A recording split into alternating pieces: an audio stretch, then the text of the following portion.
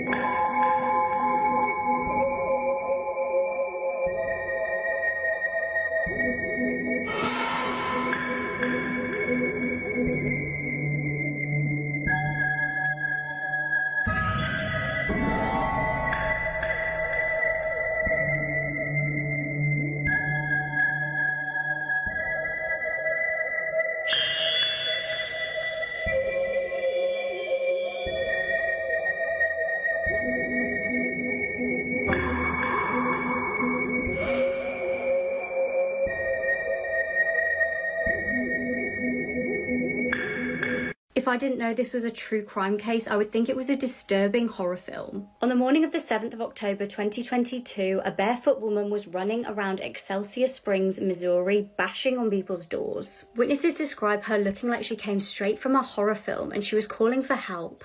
She'd been beaten, held captive and SA'd for weeks. The woman was a shocking sight. She was covered in injuries and was wearing a bin bag. Disturbingly, she was gasping for breath as she had a very tight metal collar locked round her neck. It was a nurse who opened the door to her and let her come in. The nurse started to call police, and at this point the woman panicked. She warned her that the captor would kill her and claimed that he had killed her 2 friends. When police got there, the woman explained that a man called Timothy had captured her the month prior. He'd been holding her hostage this whole time. She said he'd been keeping her locked in the basement and had been SAing her. Disturbingly, she told police that he actually had a young son who lived at the house with him. When Timothy had taken his young son to school the one day, she used it as her opportunity to escape. Police made their way to the home of 39-year-old Timothy Hazlitt Jr. and found the property did in fact have a basement like the woman described. Timothy was arrested and is facing 9 charges, including first-degree kidnapping. He's being held on a $3 million bond and faces 5 life sentences. Before his arrest, police were actually called to his address 3 times. Twice they were asked to do welfare checks, and this was from an employer and also family members. Police have searched his home with cadaver dogs and they haven't yet released what they know. Montgomery County 911, where's your emergency? I stabbed myself and I killed my 2 children. You stabbed yourself and killed your 2 children? Mm-hmm. Okay, and what's your name? Brandy Worley. Brandy what? Worley. And where are the children at? In my daughter's room on the floor. In your daughter's room on the floor? Okay. And what caused you to do this today? My husband wanted a divorce and wanted to take my kid. I won't let him have my kid. Okay, and how old are your children? 7 and 3. Okay. And where did you stab yourself at? In the neck. Okay, are you bleeding? Yeah, there's blood everywhere. Okay, and where are you at? In my living room. You're in your living room? Mm-hmm. Okay, and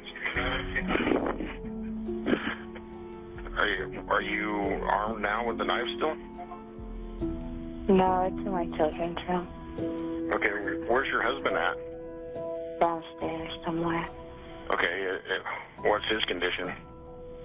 I don't know. I haven't talked to him. And what are you feeling right now? I mean, you're tired? Are you where? Yeah, I took a lot of Benadryl. You took a lot of Benadryl? Yeah. Okay. I took 6 bullets to the head for scoring an own goal. My name is Andres Escobar, and my story is one of the most horrifying in the world of football. It all started on June 23, 1994, during a match with my national team, Colombia, against the United States. This was the second group stage match of the World Cup. After a defeat in our first match, we were desperate for a victory. The tension was high. In the 33rd minute, the United States launched an attack and decided to deliver a cross into the penalty area. I lunged forward to intercept the ball, but tragically it deflected off me and went into my own net, an own goal.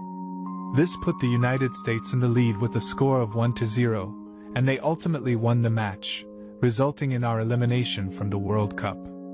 The Colombian people were infuriated with me following that mistake, a mistake that would ultimately cost me my life. A week later, on July 1st, I made the ill-fated decision to visit a nightclub in Medellin with some friends. Little did I know that it would be a decision I would deeply regret. As I left the club around 3 in the morning, I found myself alone in my car in the parking lot. It was already too late at that moment. Out of nowhere, an armed commando consisting of 3 men suddenly appeared and mercilessly showered me with bullets. I sustained a total of 6 gunshot wounds to my head. According to witnesses, one of the assailants even shouted, "Goal," with each shot, cruelly mocking my own goal on the football field. He was later apprehended and sentenced to 43 years in prison for this abhorrent act. I left behind my wife and children, forever altering their lives. Stay tuned for more stories.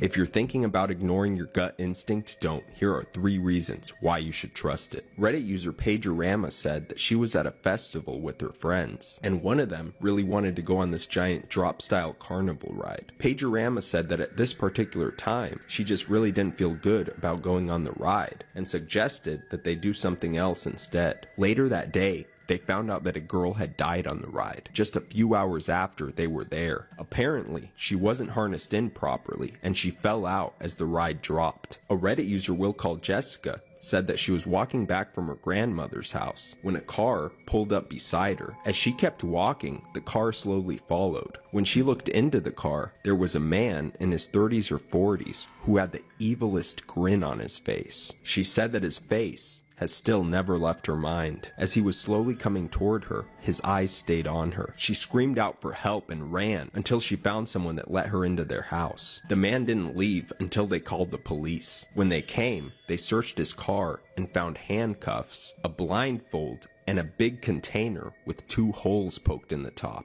Her instincts saved her from being kidnapped. Anonymous said that after a party many years ago, he was driving home at like 4 in the morning with his friend who was passed out in the passenger seat. He was driving fast down a steep hill that's like half a mile long. He was on autopilot as he drove down that street every day. Suddenly, about half a block from a major intersection, which he had a green light for, he heard a voice in his head. It said these exact words: "You may want to slow down, because if you don't, you might lose your life." He said that it was weird, because that's not really what his tone of voice sounds like. Anyway, he slowed down as he was entering the intersection, and a car blew the red light at about 60 miles per hour, right in front of him. He said that it was so close that he nearly threw up. He started shaking and yelling at his friend about how he had just saved their lives. His friend just groaned and went back to sleep.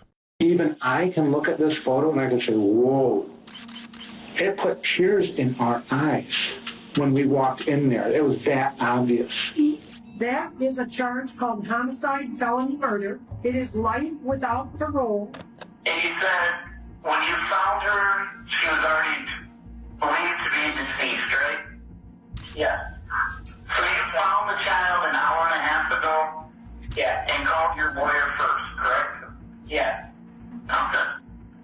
What you just heard and are about to hear is some of the most extreme, bizarre, and baffling thinking ever caught on camera.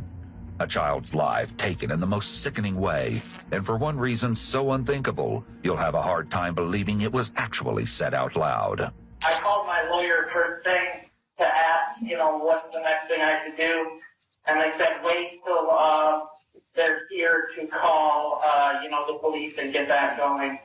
Basically, it got to the point where I was waiting so long, I just kind of went ahead and did it anyway. We will send someone out, we're going to investigate. After placing the call to emergency services, Seth and his wife, Tatiana Fasari, were escorted to the police station in King County, Michigan, to answer some questions about what happened to their child. It's important to know that both were there voluntarily and not under arrest at the time of these interviews that have never been seen before.